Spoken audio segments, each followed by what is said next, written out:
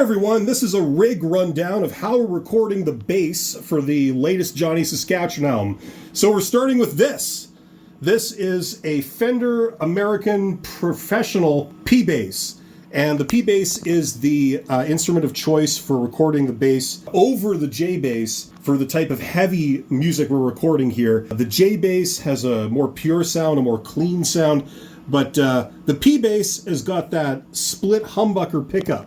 And what that does is that gives you a lot more mids, a lot thicker in the mids. It gives you a bit more body to it, and that will help it cut through the mix and cut through a wall of distorted guitars when you're playing heavy music. So we're recording this instrument, and that's going straight directly into our one pedal. Okay, this is the one pedal we're using, the one bit of outboard effects. This is the Boss BC1X bass compressor, and I have relied on this for many years.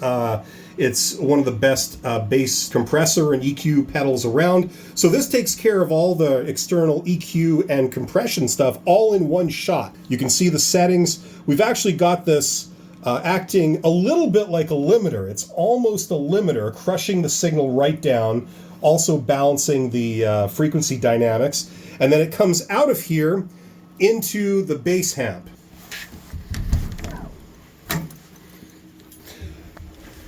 What's under there? That's our bass rig. I'm going to move the foam out of the way so you can see the setup. Okay, so this is our bass rig. You've got a PV bass head, pretty generic bass head there, pretty cheap, solid state.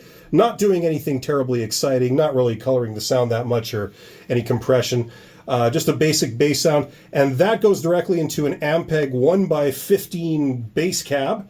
And it's being mic'd with an AKG D112. That's right in the center of the speaker, about 1/4 inch off the grill cloth.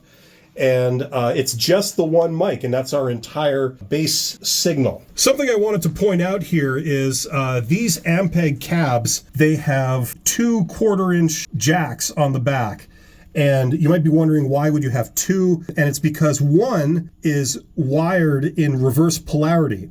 So because the main jack here has been used for years, it's not super reliable. It doesn't make a very good connection. It might rattle a little bit. So we're using the other polarity reverse jack. And so I created this cable. This is a polarity reverse cable, ring to tip and tip to ring. Very interesting setup. I don't think that's standard, but at least it preserves the phase of a bass rig. Okay, and that's basically our setup.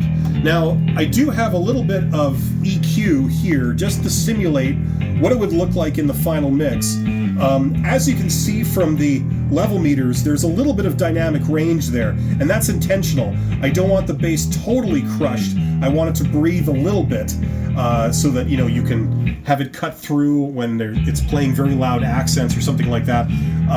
But basically, the secret weapon here is the Boss pedal, the BC1X.